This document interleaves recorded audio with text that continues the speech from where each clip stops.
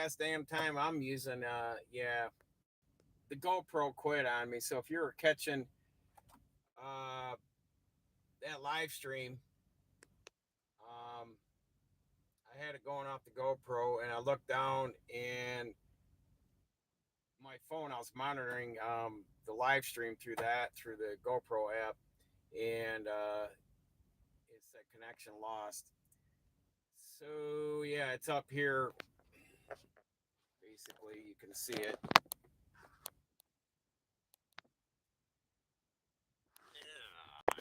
Yeah, turn it around. Yeah, there it is. Camera is too hot. What garbage?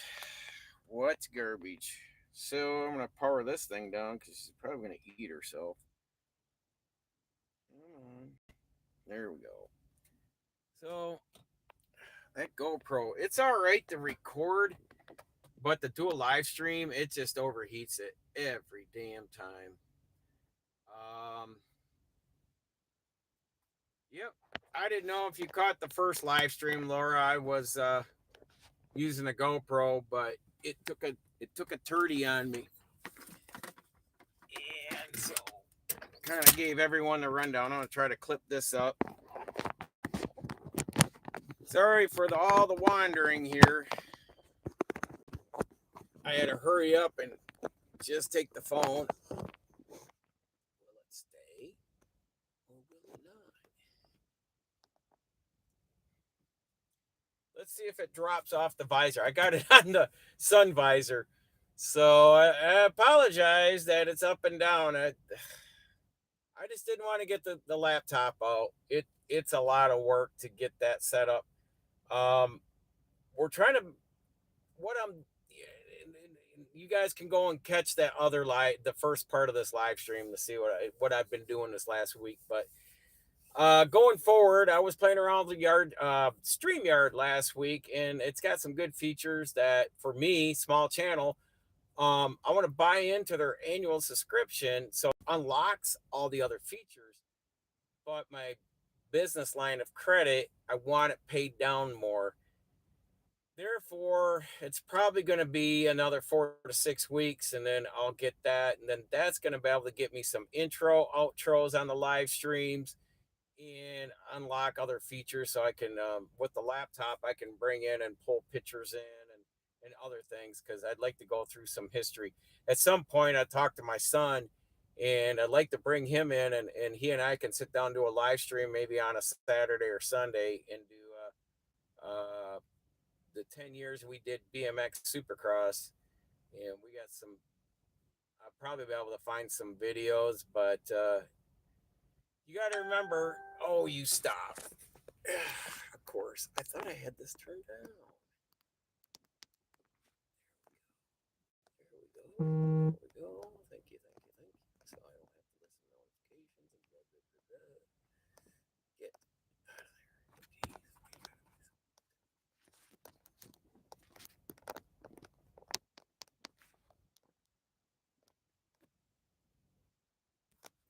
All right.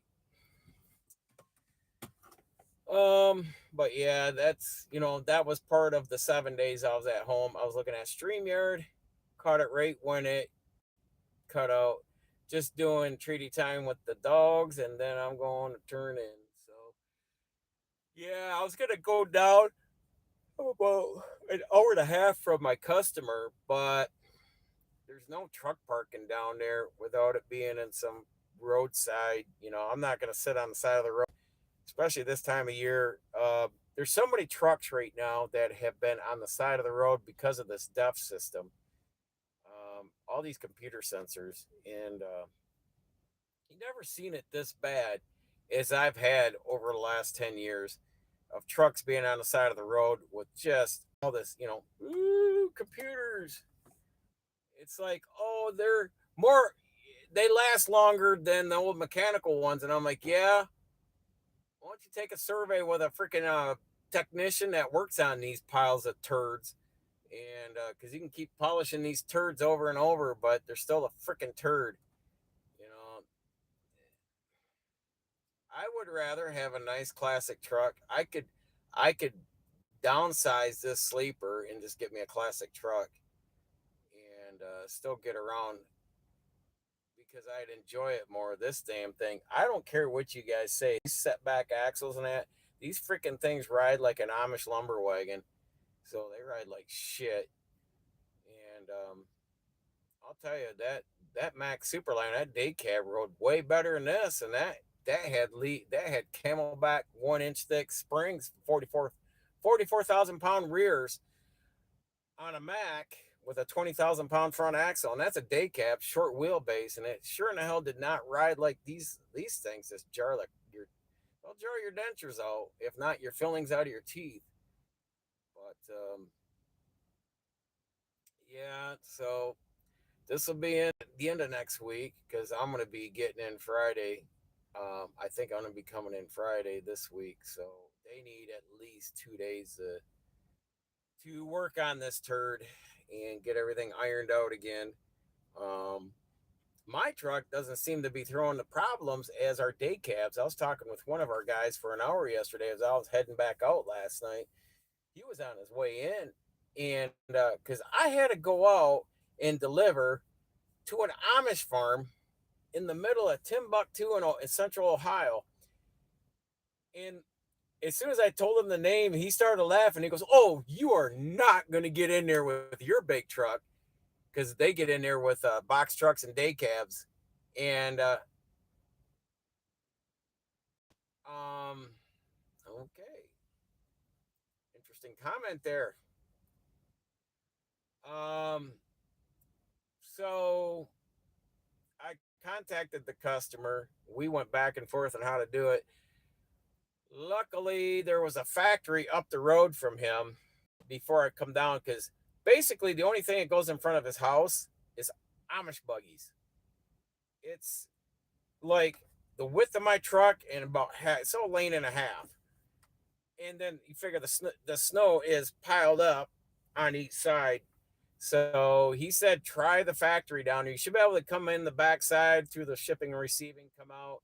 In which it did. It worked out, and I was able, but I had to back a half mile down the road, and it was cold as hell this morning. It was like 4 degrees, but we got him unloaded. And that was a third of my trailer using the lift gate. So after that, the rest of the day went pretty well. That was the only stop. It was to me, I had never been there, so it's like someone that started business after I'd ran that area way back in the day.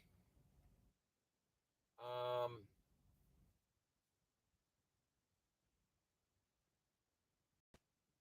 I just realized I can't fly. Well, if you just realize it, I guess you're not here with us anymore. um,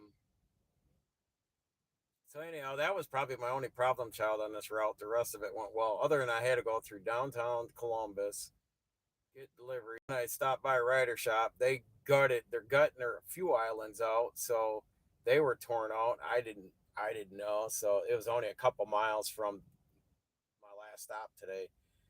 So I ended up going to the other end of Columbus. I topped off fuel and then I came here. Um, yeah, but with all the ice and snow, there's no way I'm parking. I'm just amazed with everyone that is uh,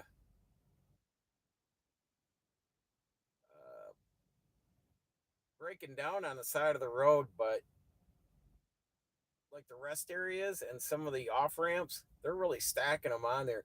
What gets me is these guys park on the on and off ramps of these places and they turn their lights off. And I'm like, dude, if I'm going to stick myself on the edge of the road, you better leave at least your running lights so people can see the outline of your truck there. But, here we are, that's what they do. And then, those are the ones that usually get ass packed and all that stuff and blah, blah, blah. So, and then the wife meal prep for me too. So I had tons of food. I'm 2/3 of the way through the food right now. So, something to eat. I'm trying to still bouncing that off my head and what I'm gonna make, whether it's chicken and rice tonight or what. I'm kind of hamburged out for now.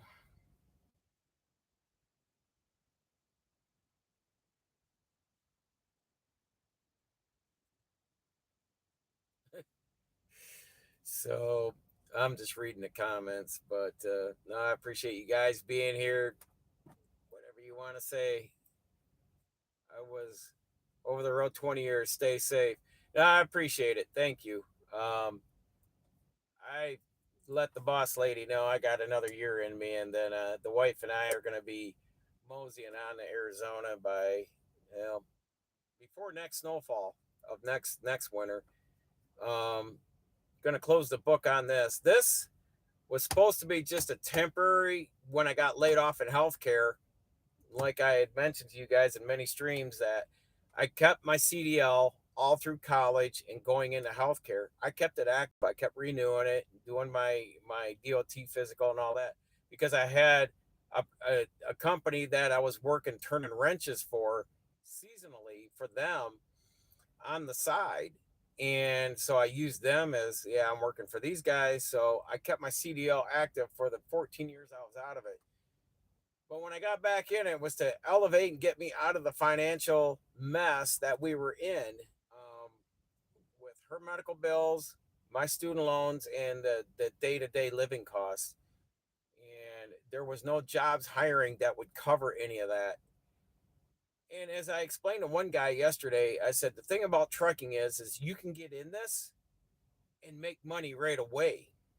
Whereas when you get into a factory job or an office job, it takes you years to work your way up the pay scale to make the money, that people could make the money that I'm making here, but it's going to take them years.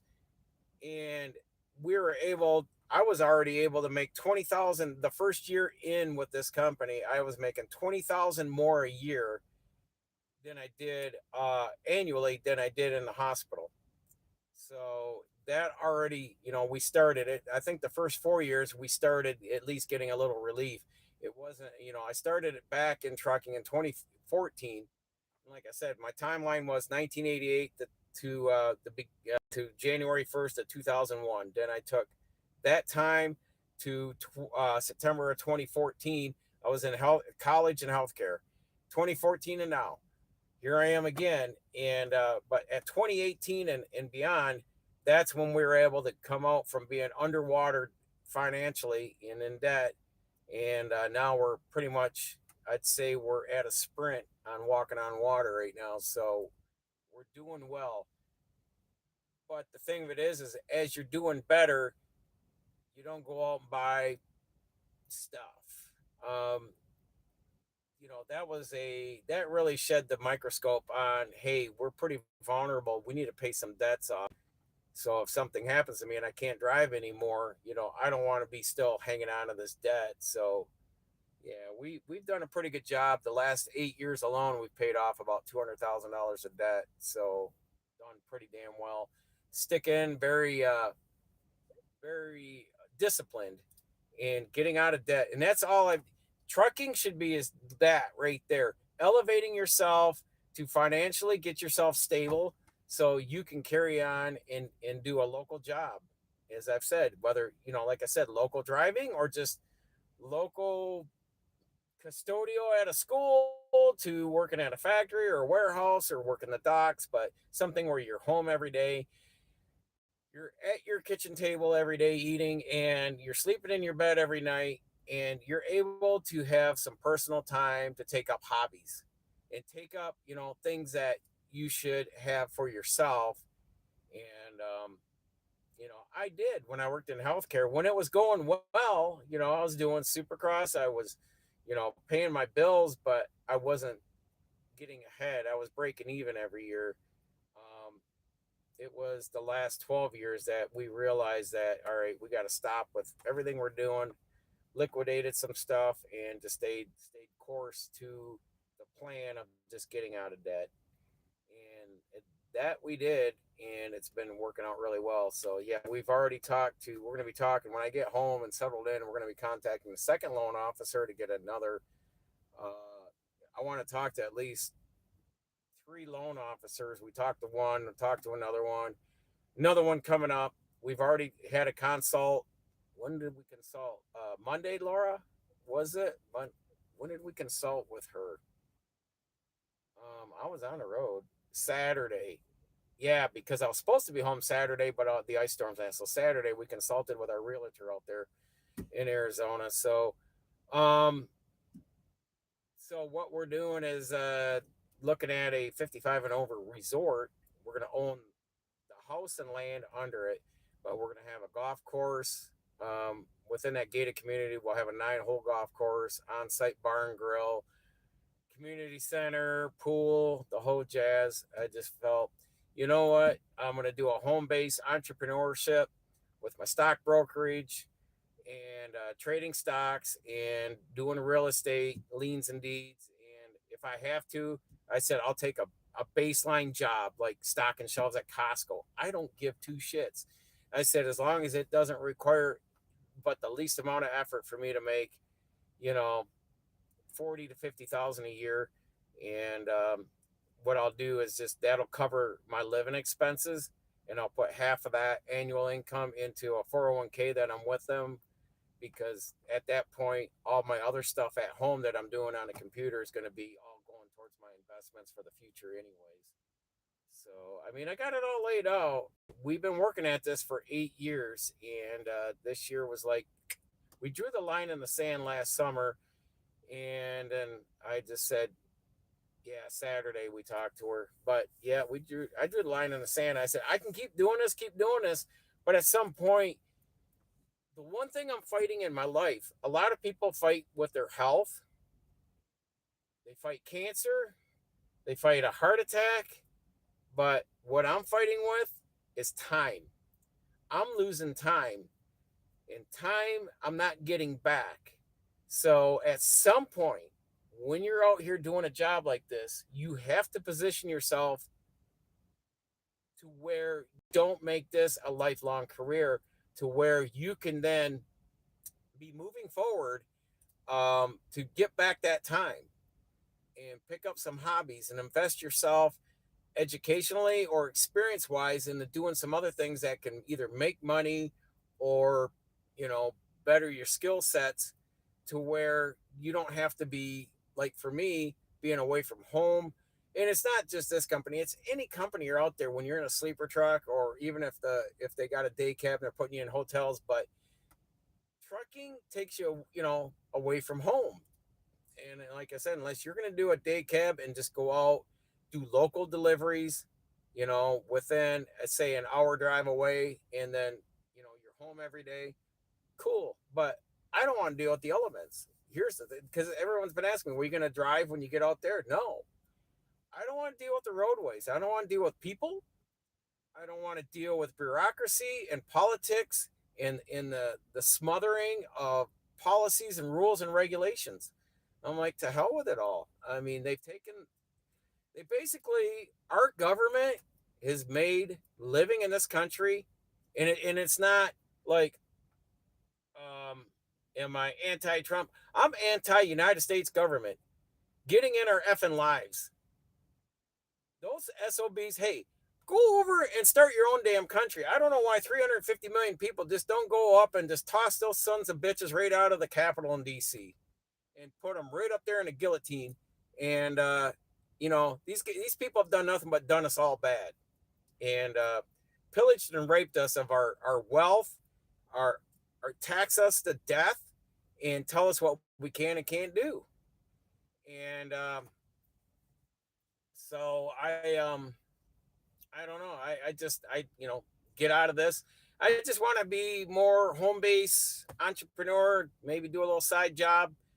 Um, all we're going to have out there when we do go in a year is we're just going to have a mortgage payment, or a mortgage, and it may consist of anywhere from, the way I'm calculating it is I should be only leveraged up around 150,000, 175,000 the most.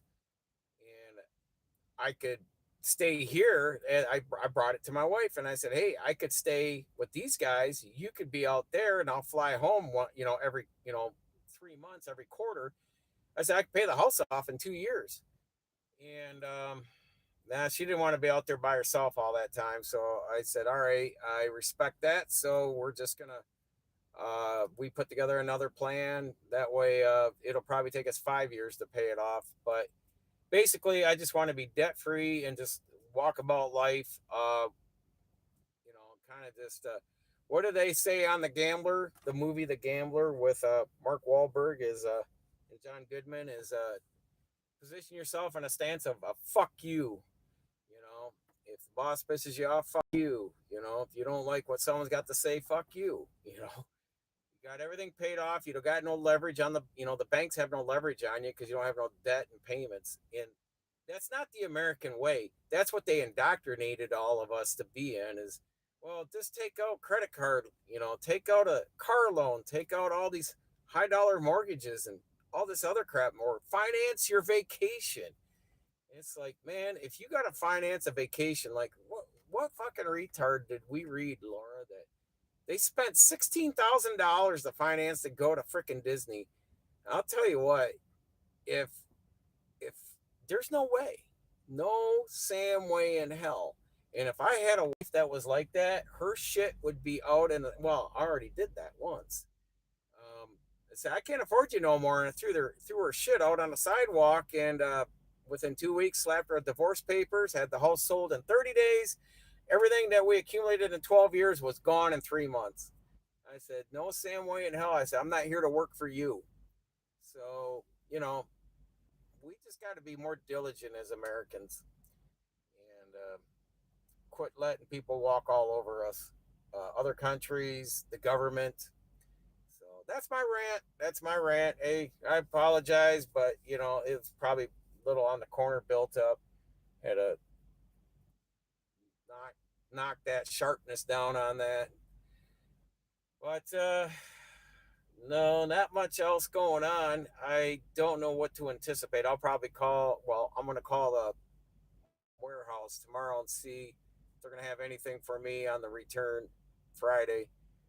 Otherwise, I could be sitting home. I thought I'd be going longer. I thought this route was supposed to be bigger, but um, there was a lot of bulky stuff on here. It absorbed a lot of the room on the trailer. So maybe next week. So I'll definitely be heading back out Sunday, but I'll probably be sitting home sometime Friday morning. It seems like because I only got a few stops left tomorrow. I got the bulk of everything done today, so tomorrow should be good. And I got three of my customers are all within 30 minutes. 30 minutes, drive. Deliver, drive 30 minutes, deliver, drive 30 minutes, deliver, and then the next guy is like 2 hours. So that'll go pretty quick, but I won't make it back tomorrow night because I'll be out of drive hours, but I'll be rolling in Friday morning. But no, other than that, the truck's been doing good all through the cold and snow and all that jazz. It's just that one check engine light came on, and I got looking down, and I'm already at when I looked, I left last Thursday, and I am in the high twos right now on miles. So that's even with my 34 in. So yeah, I'm in the high twos. I'll probably be well into the low or mid threes miles I've accumulated in about 7 8 days. So yesterday was a big day. I looked at my log last night. I stayed at the Flying J in Beaver Dam, Ohio, there by Lima. I got up this morning, looked out the curtains because I got my shower bag, and I was gonna go up and get a shower and hit the road. The whole freaking place is dark, and I'm like, "Are you shitting me?" So I started up there, and like they had no power, but the Blue Beacon across the street and the Pilot across the street had power, but for some reason they didn't have power. There was trucks parked in the fuel island. They're like, waiting for whatever to come back on so they could get fuel, but they couldn't get fuel. But they were staging up in the fuel islands. So yeah, that was kind of like, oh, what a crap show that was. But so threw on some deodorant, body spray, wrote an IOU to my body, and said, "Hey, gotta go. Gotta go make the money." I'm a fat. I'm a flatbed driver. Miles are great when you get loads. Yeah, I've got loads here. We run dry vans and lift gates, but we are like a Walmart. We haul our own product, so we haul internally, and all our back hauls are for us internally. So that's one of the key factors I like about this company. And looking into Walmart, that's not a bad gig. But I've told my wife, I said it would either be step deck or RGN if I was going to pivot out of this. And I've been seeing, yeah, a lot of equipment moving right now that I've seen the last few days on the step decks, and I've been seeing it like right now. Oh, I can't pronounce their name right. They got the cool Peterbilts up in Newberry, Ohio. Cool, KUHNLE. They got the pneumatic bulk tankers. He's parked next to me in this Peterbilt, rumbling here. They treat their guys pretty good with nice trucks. I got an oversize in front of me. I got a flatbed over here. The oversize is one half of a mobile home, and the flatbed's on a nice Pete over there, and then the rest of it's just all torpedo turds like me out here sitting in here. But yeah, I used to like really, when you'd move CAD equipment, that was always kind of cool with, you know, big old heavy haul truck and all that. So felt like uh, felt like king of the road on, hauling the big stuff around. But I don't know, the novelty of just being out here and getting older and time. I just want my time back to. I got some other things in life I want to get done, and I can't be out on the road, and I can't be, out driving truck. Um, just not healthy. So it's like I said, it's get yourself elevated, get yourself going. Some people start out driving truck, and they already know when they get in the truck they're going to pivot and put someone in that truck. They're going to expand their company. They're going to grow their company, grow the fleet, and become a fleet owner instead of just being, an owner operator and driving. Um, I kudos to a lot of those folks. A lot of them have done it. This guy here, cool. They started in 1966. I was up by their main building because they own the drag strip up there, and they're only like 20 minutes from my dad's house up there in Northeast Ohio. And they got even a museum of all the trucks. They've kept some of the old trucks from since they started the business. But cool companies like that. But my company runs flatbed, step deck. Yeah, and that's just it. Next to RGN, that step deck, you should be making some pretty good bank on that. With the step deck. What brand of step deck do you run? And what do you mainly haul? Do you haul building materials or do you haul equipment or industrial like machinery equipment? So my family owned 5 trucks when they started.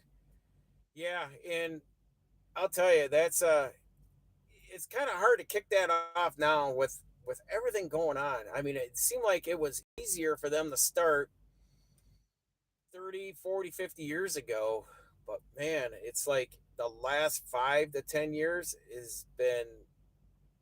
Someone asked me if my wife and I wanted to buy our own truck and I said, "Are we both laughed at him and said, there's no fucking way in hell I would." I said, with the computer sensors and all this shit, I said, just in the market is so volatile, it's so up and down. And, got to thank the last administration for all the influx of labor force that got flooded in here.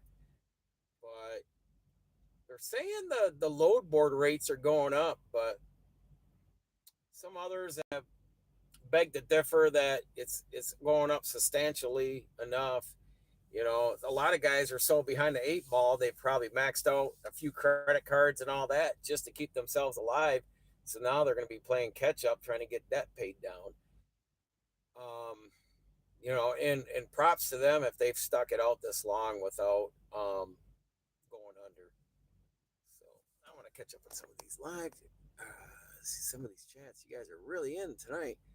Flatbed, and I don't have my bifocals, guys. I'm going to show my age here in a minute. All right. Robert Plummer. I'm and good on your back. Been driving since '76. You've been driving since '76, man. You got 12 years on me. 88 for me. But I got around. I've been around this stuff since a wee tot. And my dad was a fabricator for in my dad. If you guys go back in the channel here, you can see when I visited my dad. I did a tour of his garage. He's got like a museum there of hot rods and all that. But in the early mid '60s, as the Nam War started, Vietnam, he was in the Air Force and he was a on the B-52 bomber. He was the missile crew chief. So for that missile, but he when he got out of the Air Force, he worked at GM for a while, and that was boring the shit. He's not one to sit and work on a assembly line.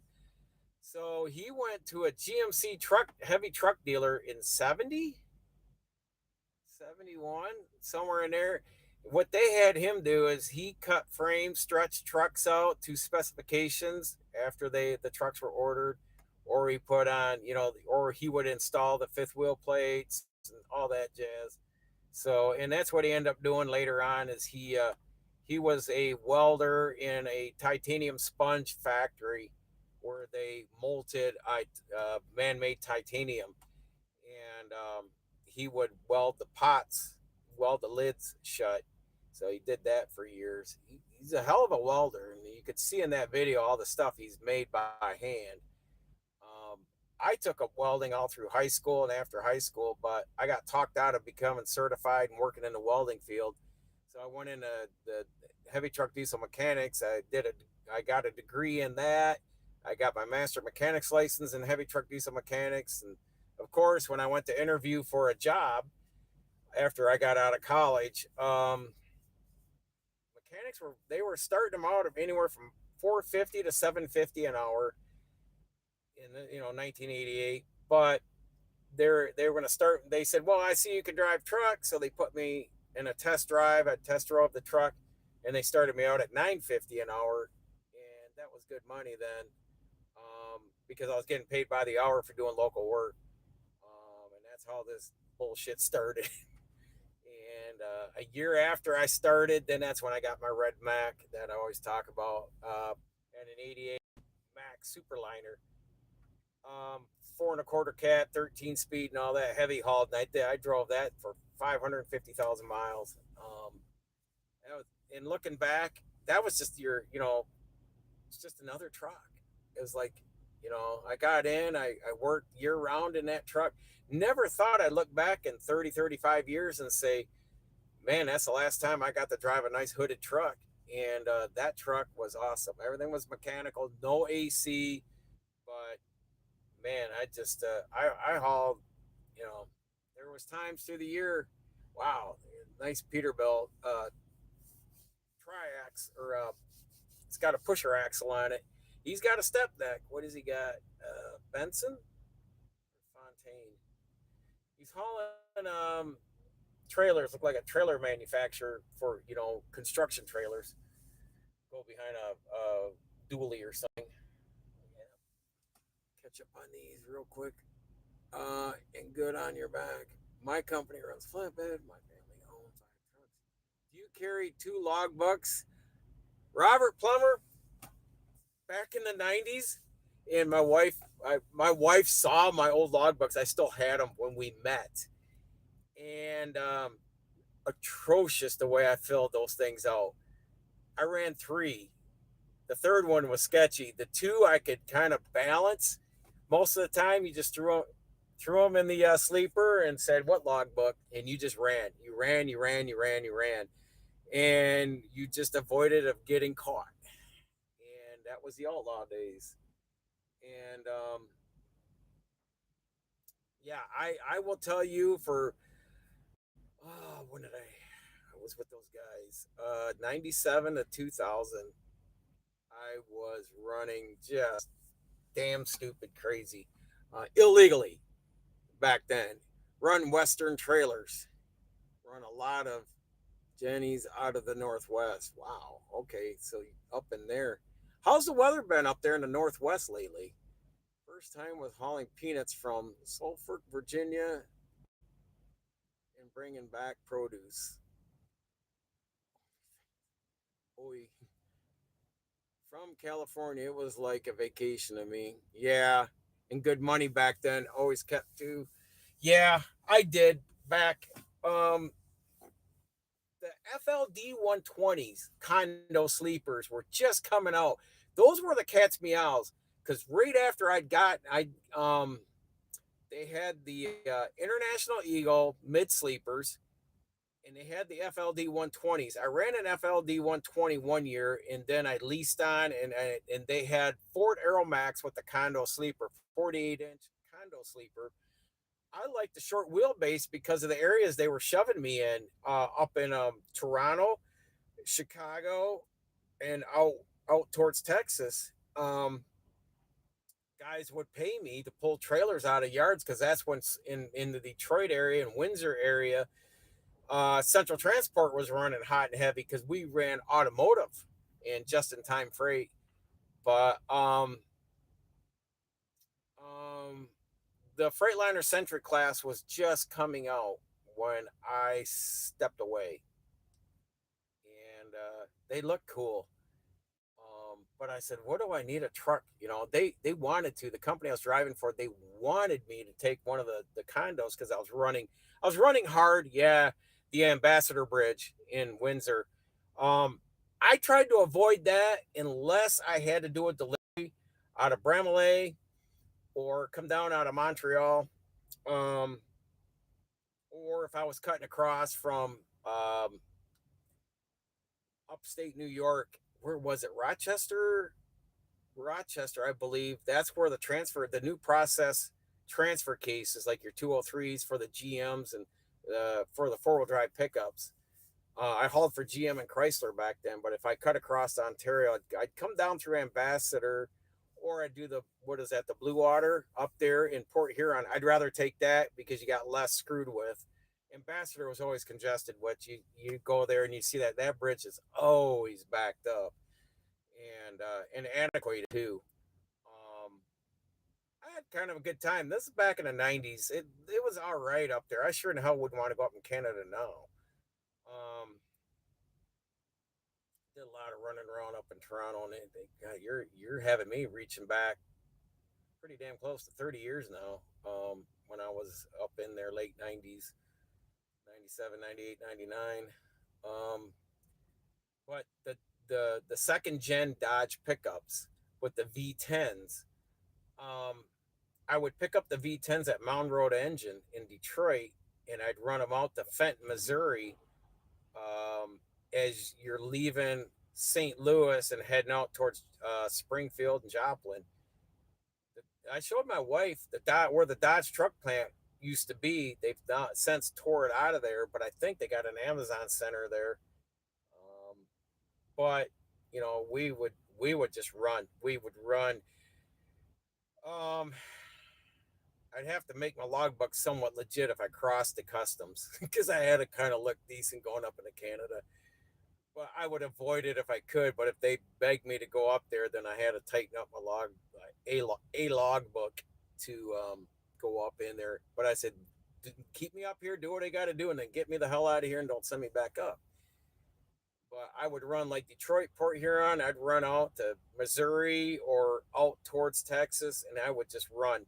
And you'd leave Sunday, and Wednesday I'd stop, get some sleep, and just keep rolling. I'd put close to 4,500 miles in back then, running the Outlaw times.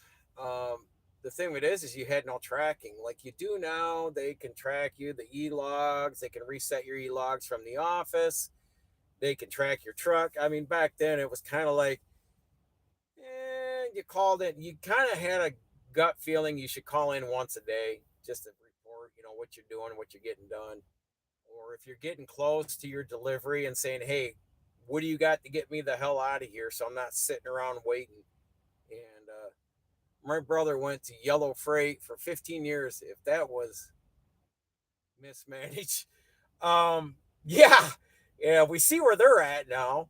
But I tried getting in there. I tried getting in with them and Conway back in the '90s when I was trying before I went over the road and I was giving up my local job because my local job was just, they would not pay us anymore, and they just kept working us hard, taking more money out for benefits, but never giving us any pay raises. And I said, look, I'm losing money when you up my benefit cost and not give me a pay raise to equate to it. It's like, I'm out.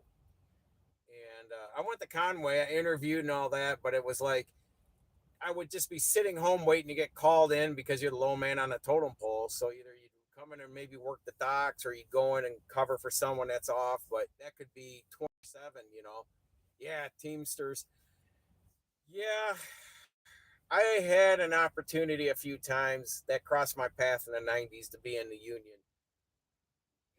I'd probably get my ass fired because my mouth goes unfiltered. These guys even know if something triggers me, I'm going unfiltered.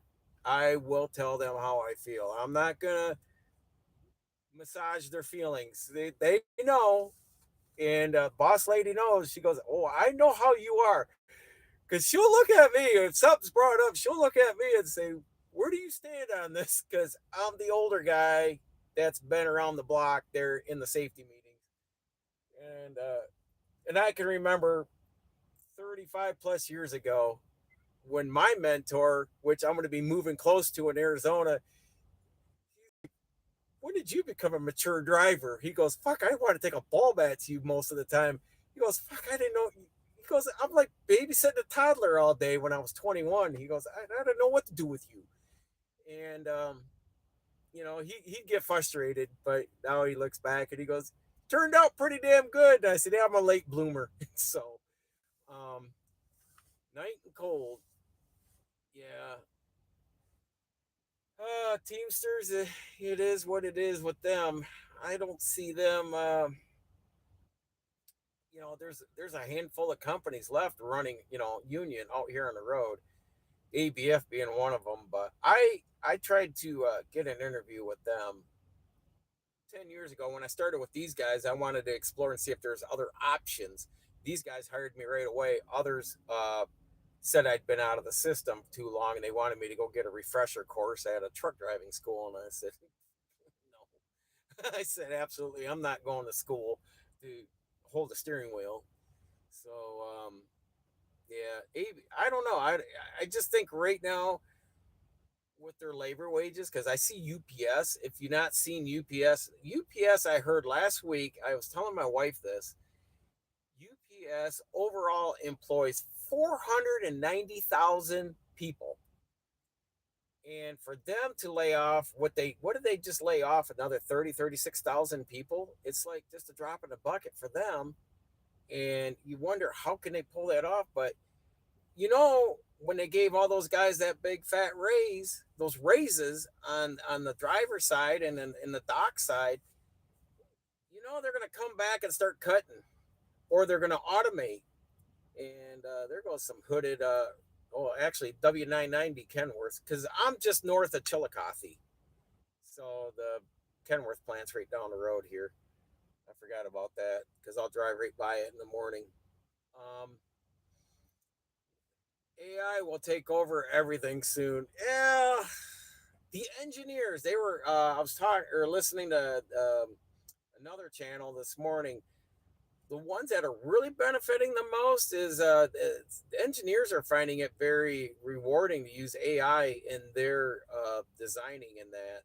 But call centers, of course, they're wanting to make it to where you don't have to see a physical doctor and AI is going to diagnose you. And I looked at my wife and said that I got a better chance self-diagnose than let AI do it. So yeah, it's technology is good, but keep it at arm's length.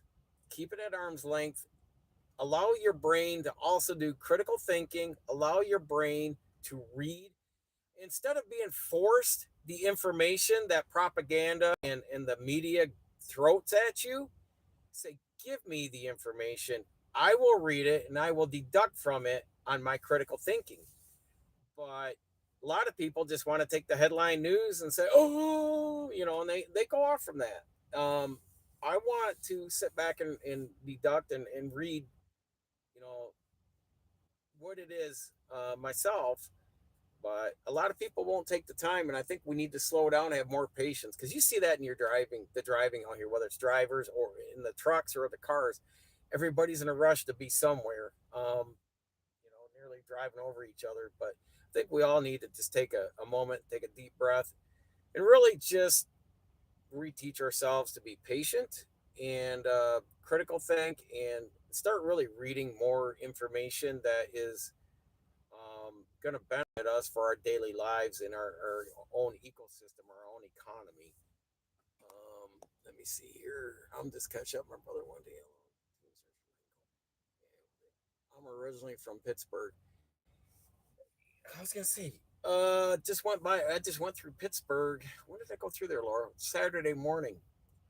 So, wasn't gonna go by there, but I was trying to keep an eye on my hours. I was running out of last week's hours to get up to Elkins, West Virginia. If you're from Pittsburgh, then I dropped down or I took the bypass around on the west end, the 376, 576, went down past Morgantown, and then I jump across to Elkins. I come across off from 79 and the 33. I'll take the 33 up to Elkins. I stayed up there, and then I took all the damn goofy mountain passes out of Elkins over to Winchester, West Virginia, over there on the 81. So that was a treat because they had just gotten snow up there. So lo and behold, boy genius here decides, hey, the my friend that lives up there, he came and picked me up Sunday, and we hung out for a couple hours. We drove part of the mountain pass, and it looks pretty good. But we didn't run the whole 30 miles of it. And coming out of Elkins, yeah, we took the workaround on that road, so we didn't take the full beginning length. They had signs up, big, the construction signs you would see, like one lane closed ahead. Well, there's like trucks, must use chains ahead, icy road conditions. I was like, fuck.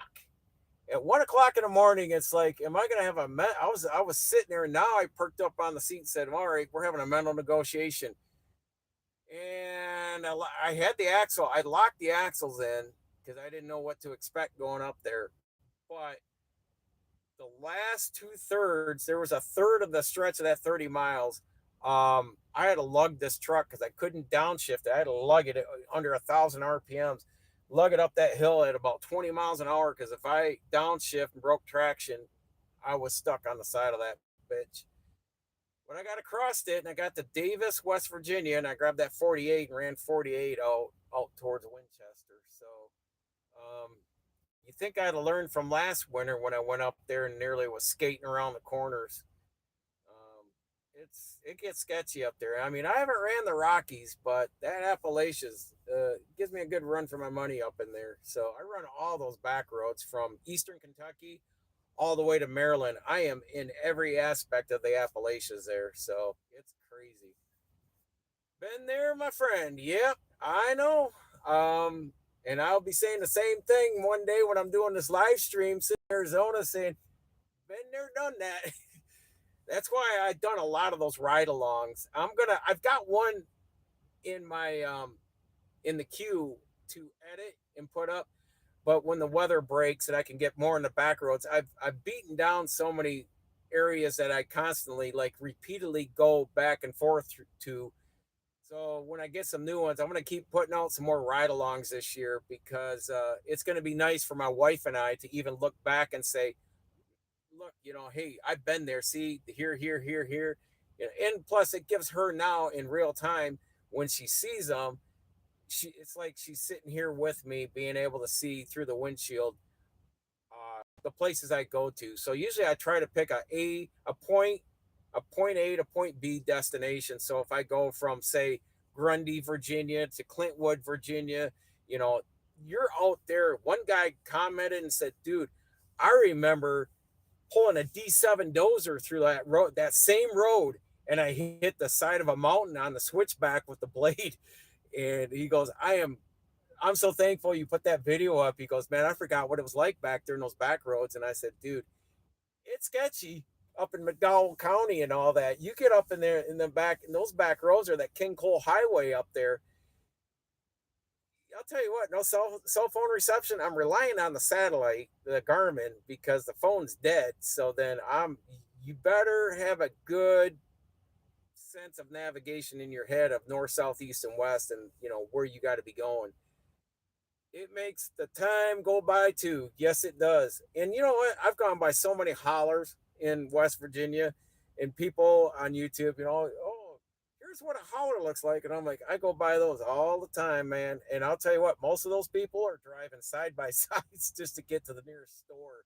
Most of them, they may own a car, but most of them pretty much depend on their side by sides to get around.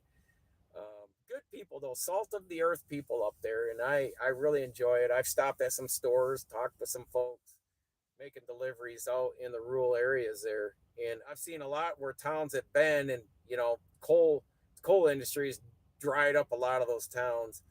So gotten to see a lot of really cool things, and that's the one thing I can say I can take into my elderly years is been there, done that, enjoyed the scenery.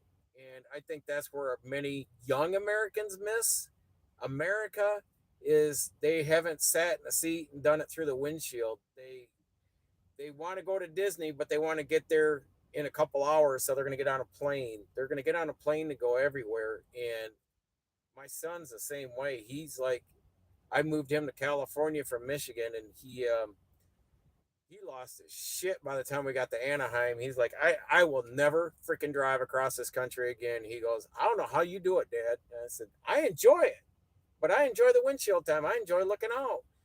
But these kids, they're just like, dude, I don't have time for this. They want to be on their phone. They want to get there. Ooh, ah, enjoy, Cancun or whatever damn, you know, drunken infested horror resort they're at or cruise line. Oh God, I will. My wife and I looked at each other. I said, "Do you really want to be on a ship with a bunch of other people?" I mean, no freaking way. I said, I said most. I've seen friends and I've seen people that have gotten so sick coming off the ships, uh, cruise liners and all that, and it's like there is no way in hell I'm getting on a cruise. So her and I really enjoy our time. We've been together over 15 years, and we have spent 70% of that time apart between her medical stuff and being rehabbed, either staying with family and getting her rehab because I've been out here on the road. And even now, and when it's been busy, when I ran produce for a couple of years here in the late teens in the COVID, I was running produce. I'd go out 3 months at a time, come home for 2 days, go out 3 months at a time, and so yeah, yep. Let's hold on. Sorry, no, that's yeah. I'm had my fair share, but at the end of this year, I want to be in. I want to be able to go out on my porch on a Sunday morning, look at palm trees, see a sunrise, see a sunset, and the big thing for me is going to be deprogramming from being in this truck um, Sunday through Friday, and I'm gonna. There's gonna be a time when we move and I'm done driving. That Monday mornings are gonna be rough for me because my wife's going. You're gonna be sitting there like Parkinson's disease. You're gonna be twitching because you're like, I gotta be somewhere. I gotta be doing something, and it's like, no, settle down. You're gonna be fine. She goes, you got to deprogram your body from being out here and just on the defense because we, as you know, we're pretty you're pretty tensed up. Your cortisol levels are up because you got to be on the defense because you don't know which monkey is going to pull out in front of you, who's going to spin out passing you, or what driver is going to pull their semi out because they misjudged their timing. And yeah, so I like playing it safe, uh, pretty much. These trucks don't go. When I had my Aeromax, that thing would run over 90 miles an hour. The only thing that was holding it back was the gears, the gear ratio. But That was an N14 in that one. That was a nice little truck. It was a 430 horse N14, and I made some good bank with that. But I was in the wrong relationship then, so that's the thing is if you got someone at home that's burning through your money as fast as you can make it, you kind of start wondering, yeah, I can't afford to keep you around anymore, and that's when you gotta send a send that marriage off to divorce court. Took a 12-year sabbatical being in a relationship, and then my wife. I joke around on my wife right now. I said, yeah, you're cruising around in my apartment complex with a wiener dog hanging out the door, with free ice cream on the side of the car, trying to lure me in, like, oh, I need a sugar daddy. But she's been a great gal, and she unconditional love. She has been by my side. I can't tell you countless times of what has drawn me to that woman. There's like every turn I do, every corner I turn is like, yup, this is why. Yup, this is why. So it's been a great marriage and still going. So, but we got to have time together. With all of her medical stuff going on and all the surgery she had, I said I have to draw the line in the sand because I don't know what the Lord may do ahead, and I may not have her, um, down the road because of everything her body's been through. So I want to be able to celebrate and enjoy life with her, and we got a bucket list of things we need to tick off and do. So we like to travel. We like to do things. We're not homebodies, but anyhow, folks, I appreciate it, Robert, for being in here, man. Look for our live chat again coming up. If you could, you guys like this video, subscribe to the channel. We're trying to get to 1,000, and I promise you, there's gonna be more time invested into this channel in the future, um, as I get away from trucking and able to take you guys along in a lot of our travels. And other things into the business and finance sector. We're going to have all kinds of topics. I'm laying out a rough draft format for this channel from when I am going to be full time at home to we can bring some stuff along through the weekdays, that various different items, topics and stuff, and maybe some interviews. So there's going to be some good things coming. But if you want to, be the early subscribers and watch the channel grow from there is all I can say. So I gotta eat, folks. I haven't talked to the wife but once today, so she's probably, other than seeing me here, I'm sure she's got some stuff to tell me about if she hasn't already passed out. So appreciate it. I love the fact you guys got really interactive tonight in the chat. So take care, be safe, and continue educating yourself because knowledge is learned